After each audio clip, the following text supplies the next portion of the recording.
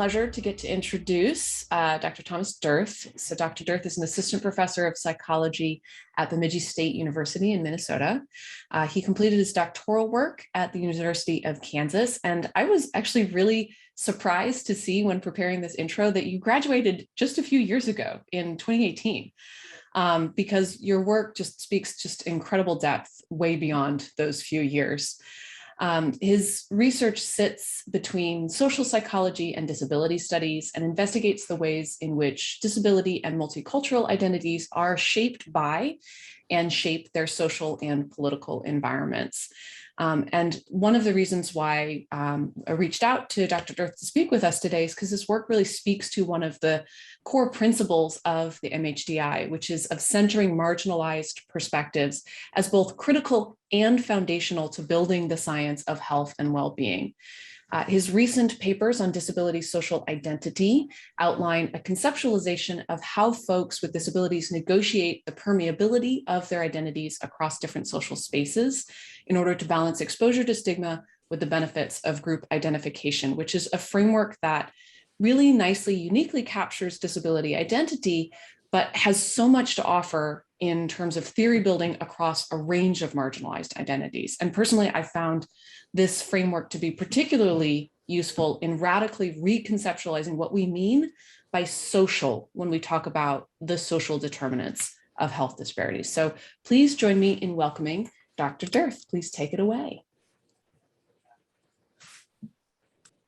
Thank you so much for having me. I very much appreciate the opportunity to share some of my ideas and work with you all for this health equity series. Excuse me. I am excited about this work. I guess anybody would be excited about the work that they do, but I am very passionate about this work, and I think it does, as was mentioned in the introduction, it does provide a new or novel approach to an equity disparities group that is oftentimes overlooked. And I think my whole goal in the work that I do is bringing the experience of disability and the aspects of disability identity and culture to bear when we're talking about a lot of the things that constitute, APA cultural competence, and the initiatives that we have had for centering a lot of diverse experiences in our mental health and psychological research. So today I want to, for the first part of the talk, review the foundational perspectives that afford the social identity approach to disability experience that I talk about. And this is something that I think is essential in order for you to take away a much more, I would say, constructive or efficacious tidbits from this talk to bring into your work and your theorizing and research and all that kind of stuff. This is something that I spent the bulk of my graduate training on, is trying to fit disability studies into the psychological mainstream science. And then after that, I want to outline factors that promote disability and social identification and talk about the psychological consequences of disability social identification. So we'll get a little bit more into how the social identity approach works for people with disabilities specifically. I want to talk about the limits or complexities that are involved in experiences with disability social identification. So I'll touch on some of those and raise some of those issues to indicate that it's not all settled. This is frontier research that's being done because of the histories that have positioned disability as, a special population, or it's a population that doesn't get a lot of this attention in mainstream research. And then I want to talk a little bit about strategies that can foster the beneficial features of disability social identification.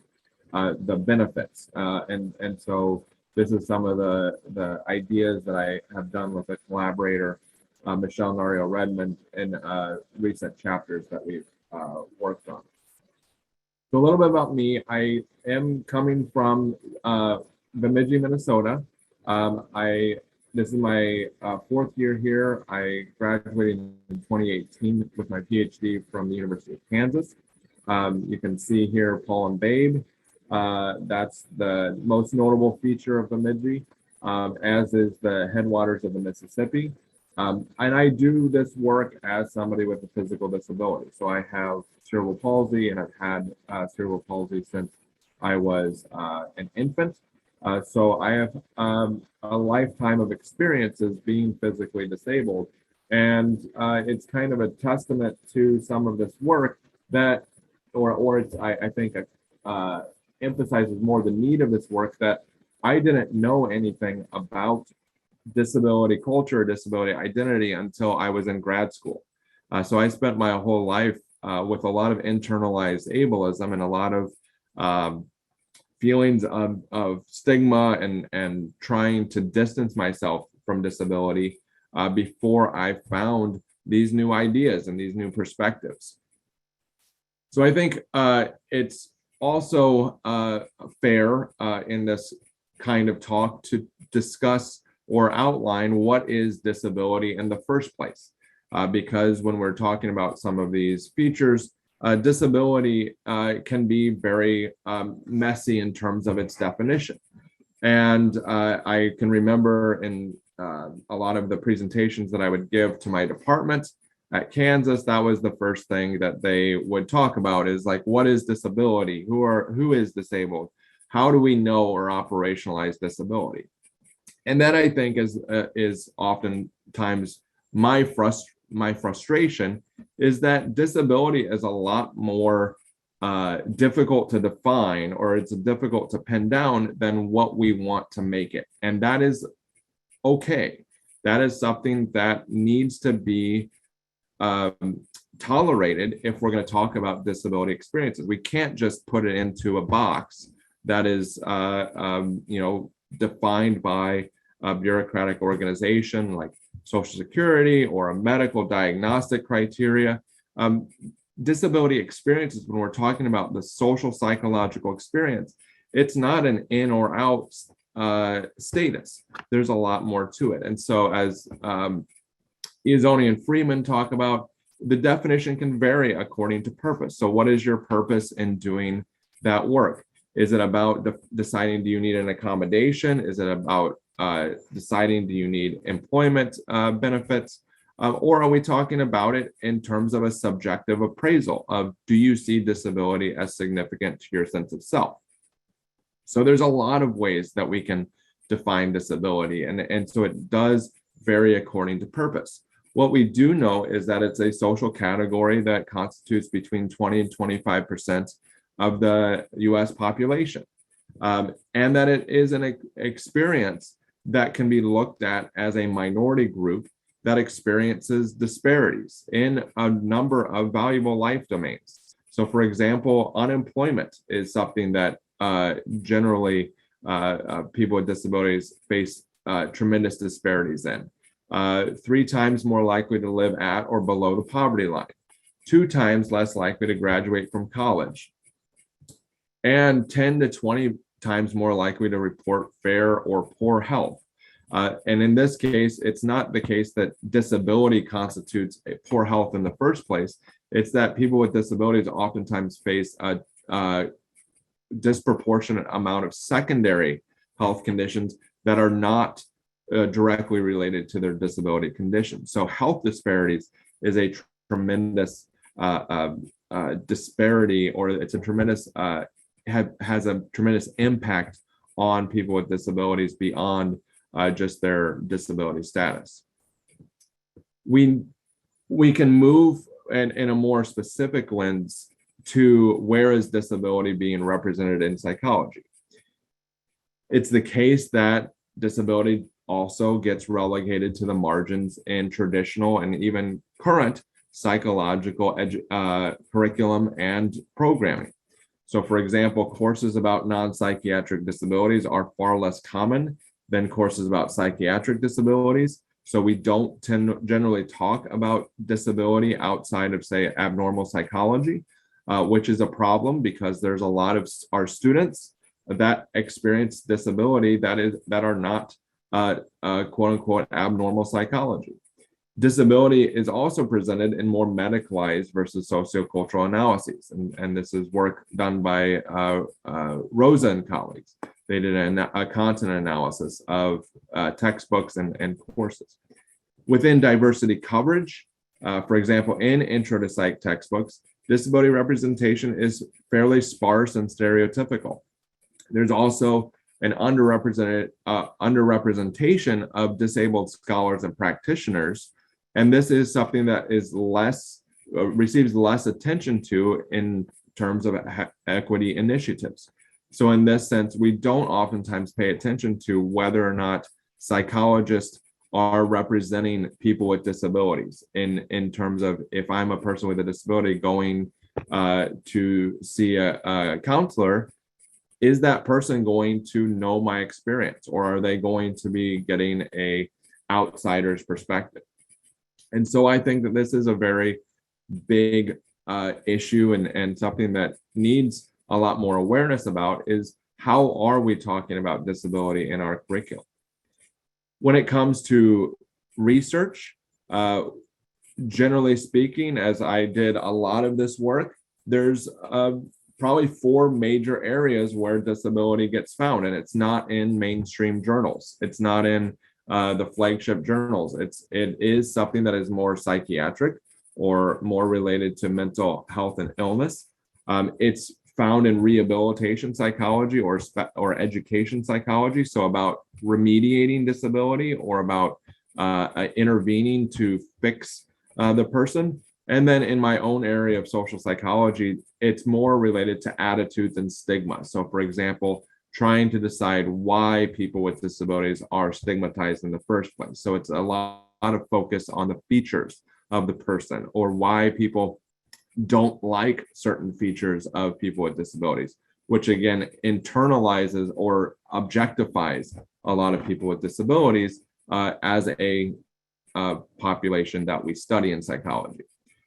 As Michelle Fine and Adrian Ash back in the 80s, one of their seminal papers on the topic, they locate the reason for a lot of these areas of research, or where the research gets dominated, into these basic research assumptions. And we see through the work, by and large, that it follows to a letter one of these several research assumptions. So there's a lot of tendency, for example, to see disability as a tragic experience. And so researchers are oftentimes in need of explaining when people with disabilities aren't depressed or aren't anxious with their experience. How do they fool themselves into thinking that they have a good quality of life? We also see the idea that the condition is reducible to the experience. So if we understand somebody's biological condition, then we can understand their psychological experience. And in this case, it does not allow for subjectivity to get into the research. How does a person with a disability interpret their disability experience? And the idea that disabled people are perpetually in need of help means that there's less of a tendency to work to empower or focus on the agency, which people with disabilities have demonstrated over and over again in reality, with collective action, with entrepreneurship, with disability-directed agencies and organizations. But instead, there's a consistent emphasis on how do people with disabilities manage their condition. And so these research assumptions are something that oftentimes gets in the way of what I hope to communicate a little bit about the idea of disability social identity.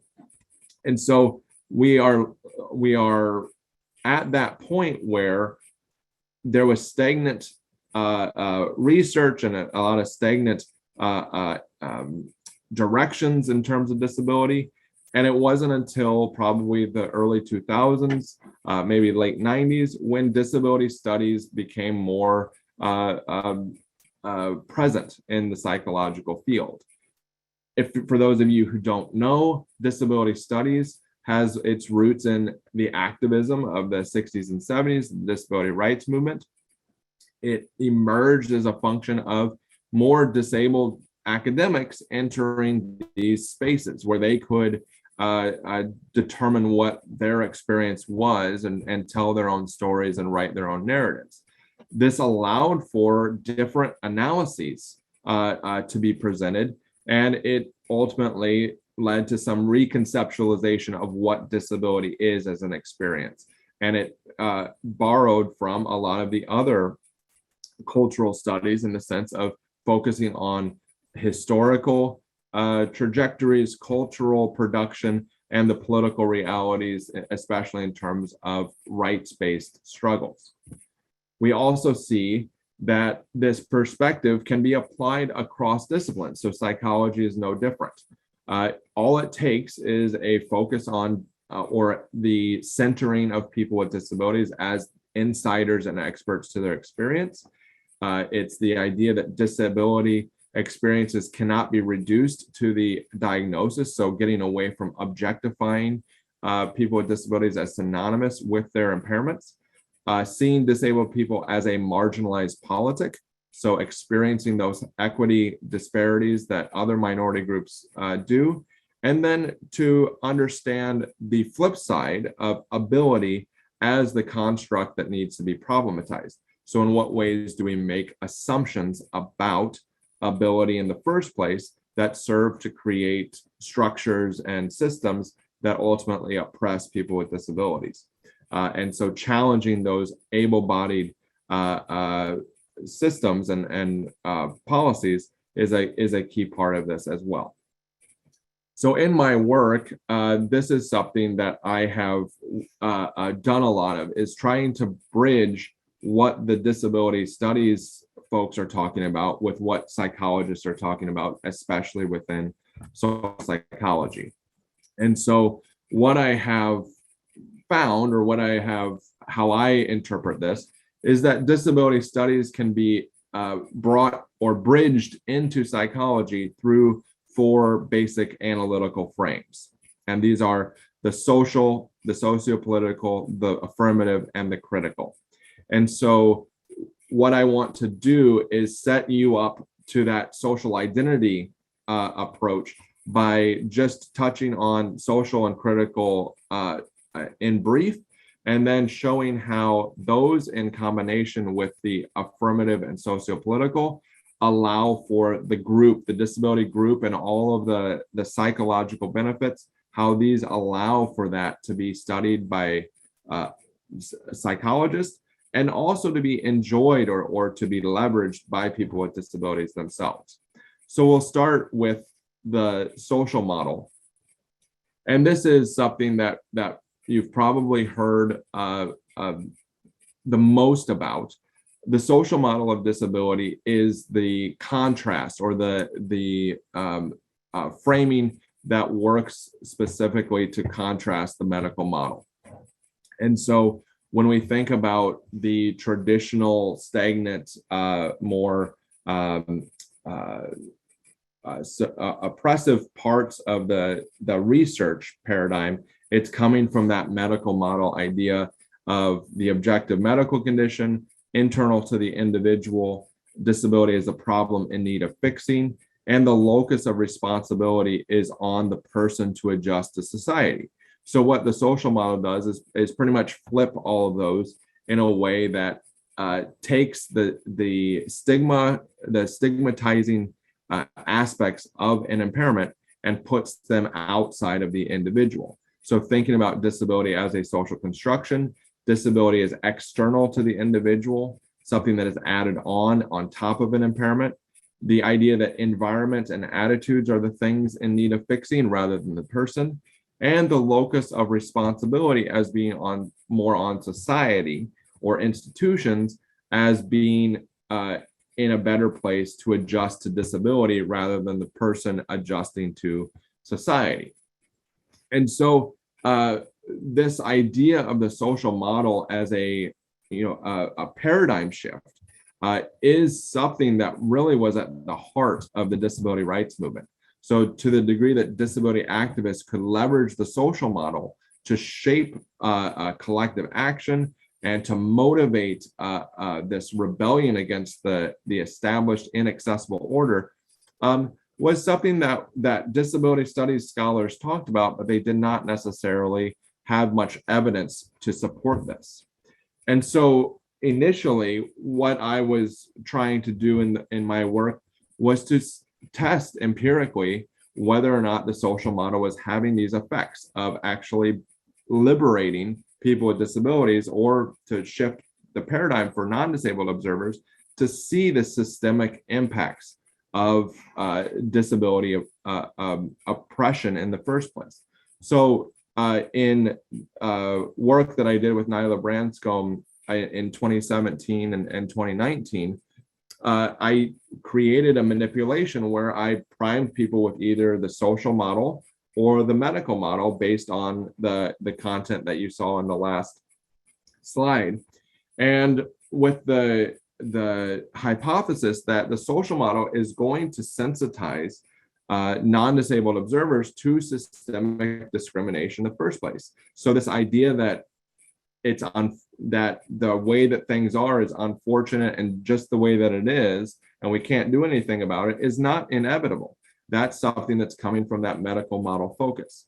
And so by priming people or getting them to think more about social model framings actually led non-disabled participants to view ambiguous situations as more the result of systemic discrimination rather than something that was just just the way that things are and that we can't do anything about it. Likewise, by getting them to see more systemic discrimination, they were more likely to support reparative policies. So policy change for people with disabilities that would have a greater impact for inclusion and equity. I did the same thing only to prime the social model for disabled participants. And it turns out that when disabled participants endorse the social model, they're more likely to see discrimination that they experience as illegitimate.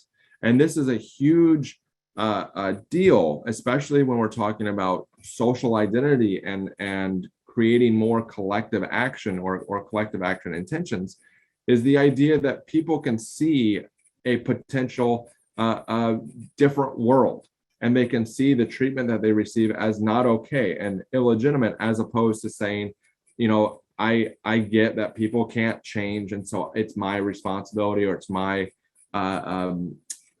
my role to try to get around all of this discriminatory treatment. And so in this sense, the social model coming from the disability studies and the disability rights activists of the 60s and 70s has liberatory potential, or has this potential to really shape the frame of disability more towards that social belongingness. And I'll talk about that towards the end, that a cultural shift in the narratives that we tell about disability can be that thing in the first place that creates more of that social identification and group membership in the first place. I'm also, some of the work that I'm doing with my students is how do we get this social model potential into the classroom or into, say, diversity training. And so I've come up with an intervention where I have students go around and measure the built environment, with a pressure gauge for doors, with tape measures. I take ADA accessibility guidelines and I give it to the students, and they go around and measure a building. Regardless of if it's following guidelines or not, we have shown that it creates significant increases in endorsement of the social model. So compared to control groups, there's more endorsement of the social model following this educational intervention. And that relationship between the endorsement of the social model and the perceptions of discrimination is there once again. So in a sense, we're trying to nudge people in the direction of paying attention to the ways in which the built environment, the external factors, are put on top of somebody's impairment experience, as opposed to seeing it as the impairment itself that causes the difficulties. You can also compare this to, say, a disability simulation exercise, where people might roll around in a wheelchair to try to approximate a person with a disability's experience. And unfortunately, that has some unintended consequences of making the experience seem more cumbersome, or creating more stereotyped impressions of people with disabilities as helpless. This is a activity that does not fall into those traps. In fact, it reduces stereotyping of people with disabilities, as we found in preliminary work. So again, this idea of the social model is a key gateway or a key prerequisite to disability social identification, as we've, as at least in the work that we've found. I'm kind of skipping ahead to this critical one so that we can end with more of the social identity piece. But one of the other areas that I spend a lot of time on, especially in terms of theorizing and or just I like to talk about it, I guess is also another way of putting it, is this idea of turning the analysis back on ability. So instead of focusing on disability disadvantage, spend more time thinking about ability advantage. And that's what I tend to refer to as ableism, is the just taken for granted superiority that being able-bodied or able-minded is better. And we don't ever question that, or we don't ever think critically about what that means. And so one of the ways in which we can move and create more generative research that is culturally competent is to think more about what is ability in the first place. And I oftentimes have this conversation within, it's oftentimes found within positive psychology, is thinking critically about what does wellness mean? What are the ways in which ability gets prefigured into our definitions of wellness? And are there other ways of being that can also be well? So instead of thinking about all of the different emotional states as being high energy emotional states, or focusing on being productive or being efficient, how do we think about what is sustainable, and are there other ways of being well? That's just one example. But in this work that I've done with Glenn Adams, we tried, or I did this work as part of a decolonizing psychology project using disability perspectives. And one of the things that we talk about is, how do we reconsider certain ideologies, technologies, and policies in a way that is going to shift the focus, and again, think about the ways that we are unintentionally or intentionally uplifting people with certain abilities at the expense of more people who have disabilities. And so when you think about the ways in which this happens on a global scale, there are a lot of significant implications for disabling people in order to uplift the ability in a small global center. And so just I wanted to touch on that, because this is an exciting area of work that can be very generative for people. And I think in our work, when we do talk about how do we support people with disabilities, or how do we reduce those disadvantages, one of the things that we need to do is challenge the ableism and the unquestioned ability that we hold as valuable in the first place. Maybe it's the case that we need to tone that down in order to help include more people. All right. The final two frames, the socio-political and the affirmative, are those that I think best reflect a movement into this disability social identity approach. And so briefly put, the affirmative model provides a non-tragic, or emphasizes a non-tragic view of disability, which encompasses positive social identities for disabled people arising against the personal tragedy narrative. So in this case, we're looking at disability pride, and a lot of the disability identity development models often end or have some element of the affirmative model embedded within them. As if you're looking at, or if you've done any work looking at individual disability identity development, the affirmative model is oftentimes present. The sociopolitical model, on the other hand, has the view that disabled people are a marginalized minority group, and that as a minority group, they have experienced systemic disparities and have a history of engaging in collective action to secure civil rights as a group. So one of the big things that sticks out with both of these models is the groupiness of these. And I think that in my work, putting together the review, the social identity approach to disability, it was these two models that stuck out to me as the most as the biggest indictment of what social psychology, and in particular, has not done. And that is because there has not been the disability group in psychology for the entire history of psychology.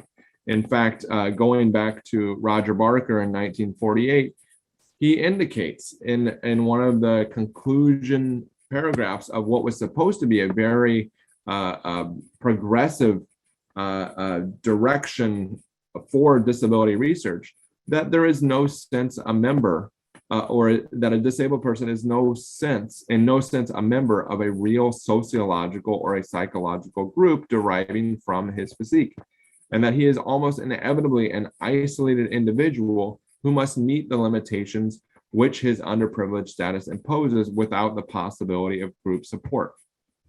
So how do we bridge what I just was talking about with, these are people coming from that disability studies perspective that are talking about what they've observed in the disability experience, with, say, the researchers within psychology who have generally not advanced beyond this perspective that people with disabilities are just idiosyncratic, isolated individuals who have a variety of different things wrong with them.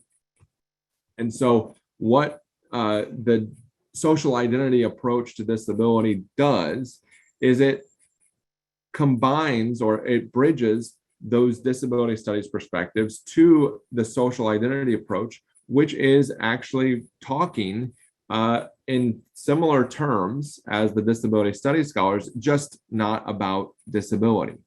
And so in the social identity approach, what we're doing is we're using the social identity theory and the self-categorization theory to help to explain psychological experiences of people with disabilities as just normal, everyday human beings, without a sense in which there's a particularized experience that disabled people face that needs to be understood separately.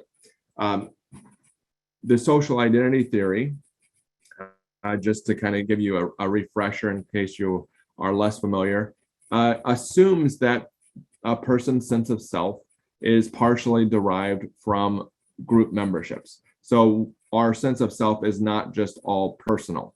There's also parts of the self that are informed by our belongingness, and that we look to those group memberships to give us positive distinctiveness relative to our outgroups. So we look for positive feelings of self-worth in those group memberships. And that when our group memberships are devalued or stigmatized, there is a motivation to change our orientation to the group, whether it be leaving the group, exiting or distancing ourselves from the group, or revaluing aspects of the group, or competing with the outgroup to improve our social status such that it would regain our positive distinctiveness. And that's what we see in these pictures to the right. We have the social mobility strategy that if I'm a person with a disability and I experience stigma, I might try to distance myself from other people with disabilities and say, I'm not actually disabled, or I don't think about myself in that way, so don't see myself as a group member. You can engage in social creativity, which is this no shame and scooting. This is the idea that if I experience stigma, I might reject the premise that whatever that person or people or social sentiment is, I would delegitimize that, or I might say that people with disabilities are that the group that I'm a part of is actually has values that other people don't understand, such as being innovative, hardworking, creative, resilient, all of those sorts of features that would help me regain my positive distinctiveness. Or I can engage in social competition and collective action, where there would be equity disparities that are the foundation for some of that stigma. I would engage in collective action with others within my group to help to alleviate that disparity and hopefully give myself a more positive status in society. So the social identity theory provides a nice theoretical, long-standing, well-evidenced theoretical basis to ask questions about the disability experience, particularly about how people with disabilities might engage in stigma management and how they can engage in stigma management that is more sustainable and more productive of those collective action elements that are going to lead to lasting social change. When looking at the other half of the sibling theory that makes up the social identity approach, we're talking about the self-categorization theory. And this is a cognitive theory that helps to explain how we actually engage in self-categorization, or how do we think about ourselves as one and the same with our fellow group members. And so the self-categorization theory assumes that we experience the self at different levels of self-abstraction. So we can think about ourselves as an individual, but we can also think about ourselves as a family member or an American, in my case, or as one of the human race, all the way up to that level of abstraction. In case, say, aliens were to invade, we would all band together as fellow humans against, the aliens. And so that experience of self at different levels of abstraction allows us to cognitively put ourselves in a the same one and the same with our fellow group members. And so self-categorization theory talks about how we depersonalize the self and accentuate in-group similarities and out-group differences, and how and when we are most likely to categorize as a group member. So to the degree that we identify or feel a strong bond with our group, we'll be more ready to categorize with that group member at any given point in time, or the fit of the category to a given context, which is why at a sporting event, I might not identify myself as a college professor, but in a university environment, I would categorize myself as a college professor. And so we can see for people with disabilities that there's a variety of ways in which, for example, myself can categorize. I can be an individual, and I can think about myself, Thomas, relative to any other individual that I might come across, including other individuals who have disabilities. But I'm just thinking about my personal self. But I can also think about myself as being mobility impaired relative to somebody who's, say, sensory impaired, or I can think about myself as a part of the disability community relative to the non-disabled community. So I might think more broadly or abstractly, especially when we're talking about things like civil rights or human rights. How do disabled people differ from non-disabled people? And in that sense, I've created a psychologically significant category, a meaningful category that provides me information, purpose, goals, esteem, all of the above in order to organize my sense of self.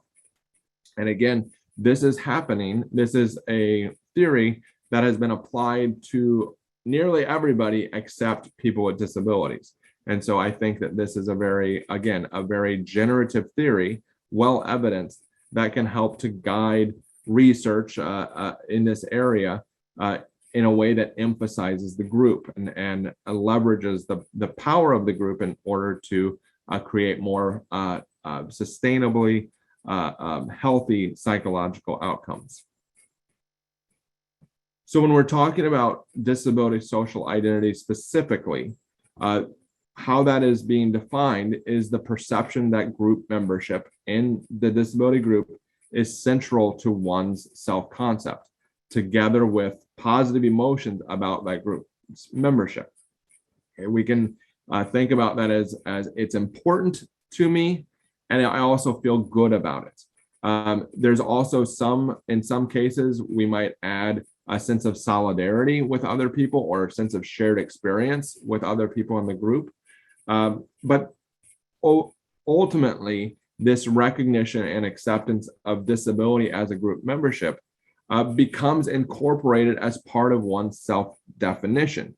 So it's the internalization of that group, or that sense that I am disabled, but that means I share this in common with so many other people who experience disability. And this unlocks the social psychological benefits of the group. So the stronger that identification, that relationship to positive group members, the benefits of the group, that's where it really does its work. And so when we talk about the benefits of being part of a group, again, this is something that is well established within the social identity approach elsewhere. Work by Alex Haslam and colleagues in the New Psychology of Health has outlined a substantial amount of evidence that shows group membership, particularly social identification within groups, has innumerable health consequences, positive health consequences, because of several key reasons.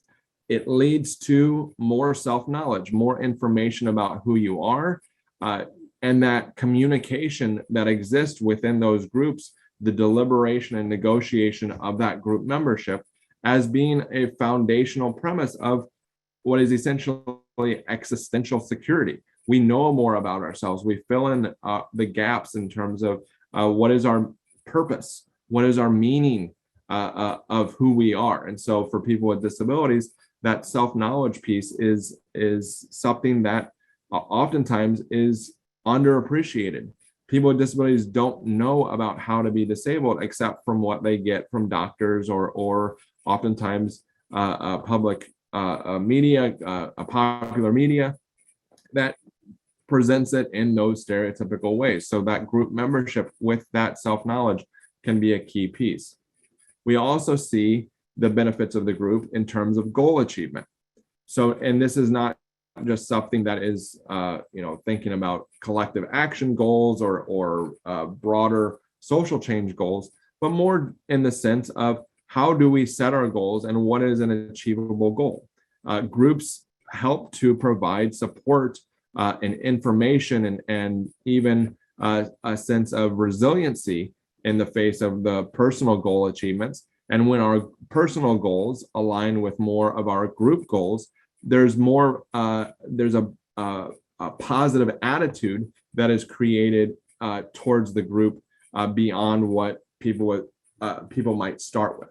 So that alignment can be a key reason why groups help to create resiliency and persistence in, say, achievement domains like academics. We also see helping and social support as being a key component of group memberships, and no different for people with disabilities. Within the disability community, there's oftentimes a revaluation of interdependence as opposed to independence. So organizations like Centers for Independent Living are oftentimes at the forefront of this helping and social support, but it's not just material benefits or say resources. It's about informative social support for how you do things. How, say, somebody who acquires a paralysis later on in life, how are you supposed to be paralyzed? How are you supposed to do things in this new body? And so helping and social support from people with disabilities who have gone through these experiences is one of, again, a key benefit of the group for people with disabilities. Self-enhancement, again, as a fundamental assumption of all group membership, is that we want to feel good about our groups. We want our groups to give us a sense of pride and self-worth. Stigma management and the ways in which people engage with people with disabilities can oftentimes be a key buffer against stigma coming from the outside. So when you dig into, say, hashtag communities online, or any sort of informal groups of disabled people that you might have on campus, one of the key components is to protect against the stings of stigma in the first place, and to establish and to learn about all the positive cultural production and historical advancement that people with disabilities have made for themselves and of themselves.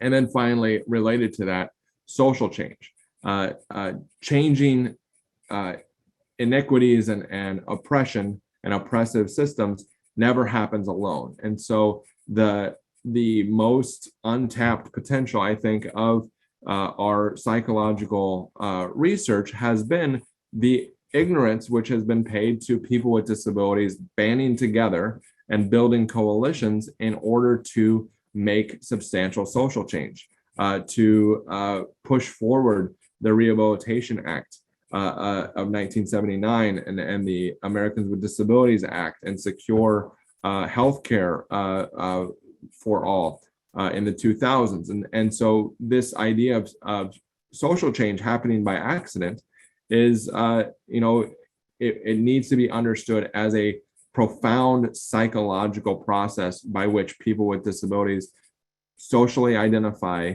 with each other, engage in collective action, and make that change. And so the social identity approach brings that to bear and allows us to ask those questions in the first place.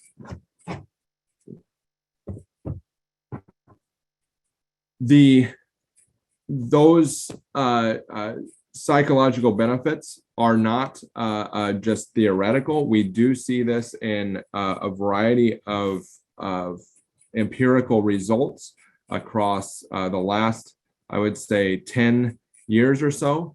We see that higher social identification is related to higher self-worth, lower reported anxiety and depression, higher affiliation with other disabled people, greater sense of common fate and solidarity, recognition of disability prejudice, greater participation in disability-directed rights and advocacy, less individualistic stigma management strategies, such as concealing, hiding, or trying to overcome, which can have very severe risks and can lead to isolation and alienation, and a more sense of pride or valuation of disabled ways of being. So this sense that people with disabilities, it's not untested. Higher social identification is very much a benefit, showing positive benefits in the literature to this point.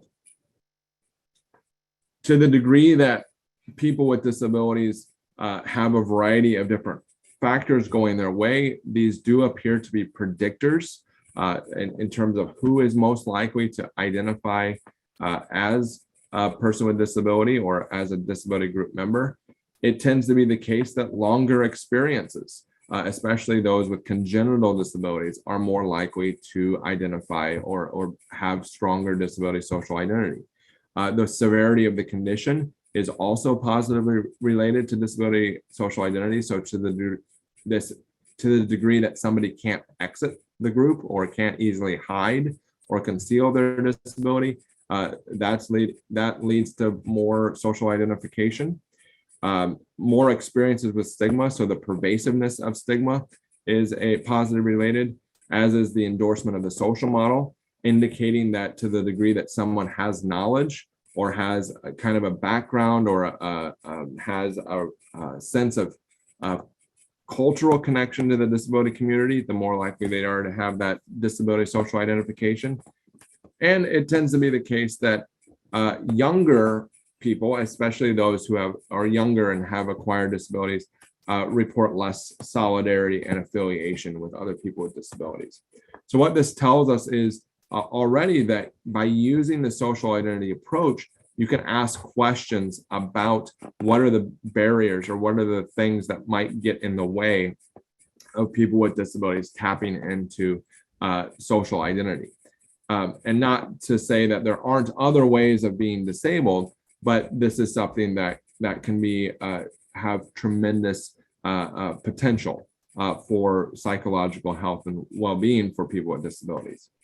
When we do look to those barriers, and some of these are theoretical and yet to be tested, but there are some barriers that exist just as a general product of our more mainstream culture. So for example, we tend to be an individualistic culture, which means that our tendency to congregate in groups or be joiner, like join into things, is less celebrated. And so we are chronically thinking about our personal self level reflection as an individualistic culture. We also tend to underappreciate, because of that individualistic culture, the role of the group in informing what we have as our sense of self. So we oftentimes internalize group membership as being part of our personal self, which makes it all the stronger, but we might neglect how or why, where our sense of self was built by our connection to other groups. And then finally, medical model framings of disability tend to emphasize personal impairment limitations and personal responsibility, which disconnect people with disabilities from one another. And so I would say this medical model framing for people with disabilities is one of the key barriers that I see as disconnecting people from one another. To the degree that we see our disability as very personal, very unique, the less we are likely to experience solidarity with one another. I would also say that when we think about this from the stigma management strategies, there's oftentimes a pressure to engage in that individualistic coping. So for example, we tend to adapt social perceptions to the norms held by our existing groups, our existing reference groups. And to the degree that our reference groups don't see disability as a valuable thing, that can lead us to engage it or to separate ourselves from the disability community. I know that this is something that I experienced firsthand growing up, especially in my teenage years, with no real idea of a disability community out there. I was left to just try to join in and be a good member of the groups that I was already a part of. We also can think about this when we're seeing ourselves as less prototypical of the disability group. When we're under threat or when we experience that stigma, we may not feel like I might not feel that I'm going to be a good disability group member. And so to the degree that somebody finds themselves or perceives themselves as less prototypical, that can also be a barrier. And then to the degree that somebody interprets discrimination as legitimate, that can also lead to eroding identification. So for example, if I think that it's unreasonable for me to expect my university to make certain accommodations or to make changes within the classroom, that can also lead me to a point where I don't want to identify as disabled because it's going to be a hopeless lose-lose situation for me anyway. It's also important to think about barriers as not coming from the outside, but also just the nature of our identities in the first place. So this disability studies focus on positive identity and taking that affirmative and prideful approach can really interfere with, say, a more hegemonic view of disability as, say, a one-size-fits-all group identity. And so when we take into account an intersectional analysis, where we think about disability experiences that are also crossed with race, racial difference, gender difference, sexuality difference, class difference, it tends to be the case that any sort of non-white male heterosexual middle class experience of disability tends to be less prototypical of that disability group in the first place. And so say people with disabilities within the African American community may not feel a sense of connection or belongingness to the disability community in the first place. And so we need to take into account how people with disabilities within different non-normative identity groupings can feel belonging within the disability community in the first place. And this is something that is also in need of more work, particularly from the social identity perspective. A researcher by the name of, I believe it's Patrick Debliger out of Chicago has done work looking at the cultural distinctions that lead, say, African American men to join the disability group or identify as having a disability versus as identifying more with their race and less with their disability. And so some of that work has been done, but not from a social identity perspective. Likewise, the disability community contains a diverse array of impairment experiences that can be not prototypical of the group. So hidden impairments, say, chronic illnesses may not be as prototypical as, say, somebody who uses a wheelchair. Physical disability tends to be the normative center of the disability group. We can also think about, say, veterans with disabilities that as a group, they don't tend to, they think, identify within veterans with disabilities, but not as the disability community more broadly. When we think about developmental disabilities, to what degree is that something that is not prototypical within the disability grouping? And so all of those factors can lead to some complexity and messiness when we're thinking about disability identity. And that's work that continues to be developed as we progress or think more within that social identity approach. To conclude, how do we foster greater social identification, greater social identity? Tom Ball and Michelle Nario-Redmond wrote a little bit about this, as I did with Michelle Nario-Redmond. And there's two primary strategies to foster that greater social identity. The one is redefining the self as group. So it's kind of a little bit more of a practice. When we think about or are reminded about the aspects of the self that are group-based, it's just about practicing self-categorization and not necessarily thinking always about the personal. And so in order to redefine the self as a part of a group, that's necessary in order to enjoy the psychological benefits of the group identities. And so in order to self-categorize, we need to put ourselves into position oftentimes to do that. And so that could be engaging in disability organizations, especially disability-directed organizations. It can mean cultural shifts in framing disability. It can be reading disability memoirs, engaging with the culture. All of those things can help to have an individual practice being a part of that group.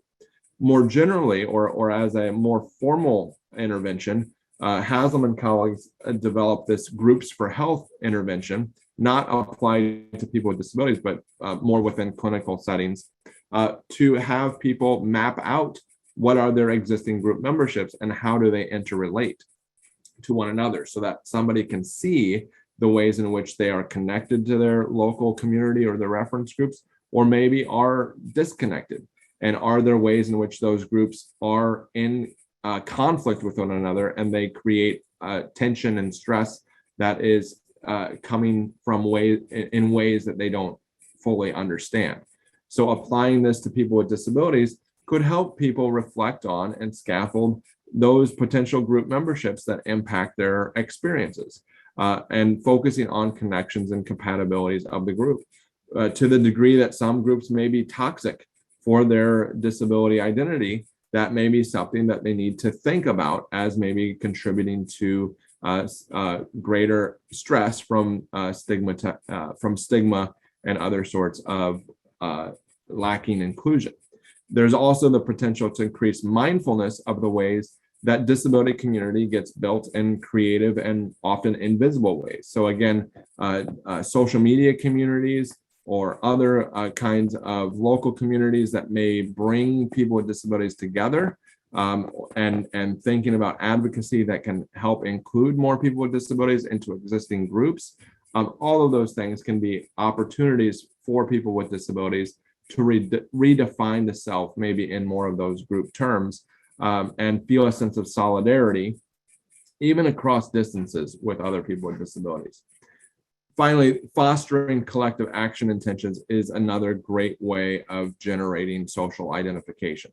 So understand the pros and cons of individualistic stigma management strategies is one of the biggest ways. The ways in which people with disabilities, I consider myself included, go through mental and physical, just all sorts of trouble to try to distance themselves from the disability group, oftentimes in unsuccessful ways and in ways that internalize a lot of the stigma. That needs to be very much concentrated on, and to be made more, people with disabilities made more aware of how that can be unsustainable. Likewise, moving towards rather than away from the group can transform stigmatized characteristics into markers of pride. Again, that informational social support, creating a better self-knowledge about who somebody is, can be tremendously important. And the communities that are out there, especially hashtag communities, are a big part of that. We, in that 2019 study, we showed, and again, to connect that back with the social model can be important for generating those psychological factors that produce collective action intentions in the first place. And that all comes down to delegitimizing the way that things are and the way that people with disabilities are excluded. You can't engage in collective action or agitate for change without thinking that something is wrong in the first place, and without being able to imagine an alternative to that status quo. And so it starts oftentimes with the social model, very basic, but something that can really shake up somebody's paradigm about themselves and their body and their experience in the first place. So those group connections, but also a little bit of that delegitimization or paradigm shift that can come from engagement with other people with disabilities, can be tremendously effective. So moving forward, I think in leaving you with some ideas or some final thoughts, we do need to continue to leverage the disability studies analytical frames that I talked about at the beginning, the social, the affirmative, the sociopolitical, and the critical, to advance more culturally responsive research related to disability within our field, both on the as practitioners, as theorists, as people who work with people with disabilities regularly. Those analytical frames that come from disability studies really do make a difference, and they help us catch ourselves when we make certain assumptions about disability. And so paying attention and being more mindful of those analytical frames can be really, really important and very basic for sharing with others how to approach this work.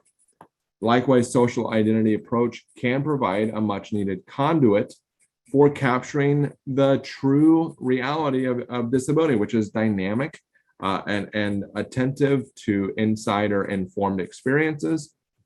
And so being able to connect disability experiences to this well-evidenced work and the theoretical tradition of the social identity approach can be very generative and spark new and generative possibilities.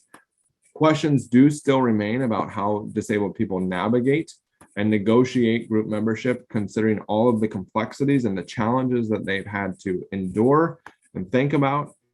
But we see in reality, we've observed it, that people with disabilities can come from a variety of different backgrounds to achieve great things, and they continue to do that. And so I think that that is not something that we should say, well, it's too complex, how could it ever be? It's more about understanding that complexity and that messiness and not trying to pin it down to one particular thing. And then thinking about how best to empower and serve as allies to people with disabilities to engage in collective action and social change, such that we're, the idea is not to work for people with disabilities, but with, and then not doing anything about us without us. That's the rallying cry of a lot of the disability activism, is nothing about us without us. And that exclusion, or that sense that there's no agency or there's no empowered people out there to do this work, is a big mistake for us as within the psychological community. So I will leave it at that. I got the late start, so a little bit longer than I would have liked, but I would just say that this is the work of disability in the 21st century. It's normal human psychology, and it's something that I think we need to appreciate the experiences as essential to guiding the way for a more sustainable future. Thank you.